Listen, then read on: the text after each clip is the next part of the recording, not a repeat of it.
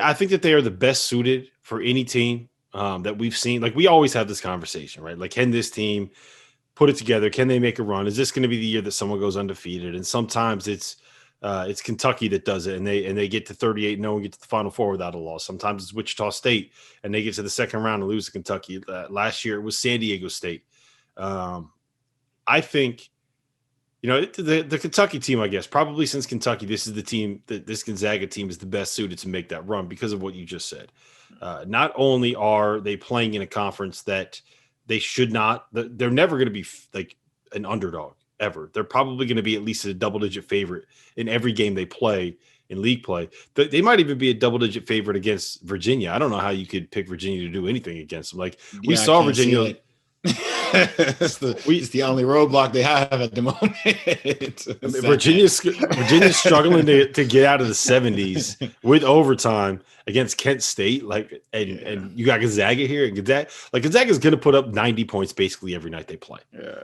West Virginia is one of the best defensive teams in the country. They scored 80. Yeah, they scored 87. Yeah. So I don't know how Virginia is going to be able to run with Gonzaga, which means that they're probably going to, as long as they don't have any kind of coronavirus things. And that's the big issue this season is, let's say someone on the team gets it and it spreads, and all of a sudden, the three best players, let's say, I don't know, Jalen Suggs, Corey Kispert, and Drew Timme all happen to catch it in the same period, and they end up being out for 2 weeks, and it takes out their legs and it takes out their wind, and they come back, and all of a sudden in the second round, they end up playing some team.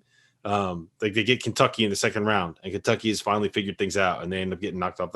That's a realistic scenario. Maybe not. Yeah. Well, maybe not Kentucky. Kentucky seems like they hate each other and they're very bad. But but don't you think 80 point? Granted, Gonzaga is a very, very, very good team, man. Offensively, just watching them play against Iowa was just I knew it was gonna happen. I didn't think it would happen that quickly into the game. They got whatever they wanted.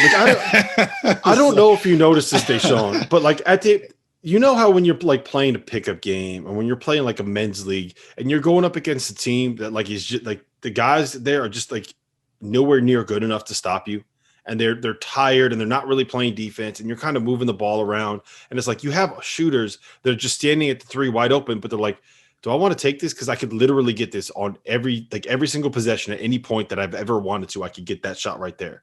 So they just pass it up and they go and do something else and something dumb. And they turn the ball over. It got to the point that Gonzaga was doing that against the number 3 team in the country. I've never seen that before in a game that was supposed to be this high level.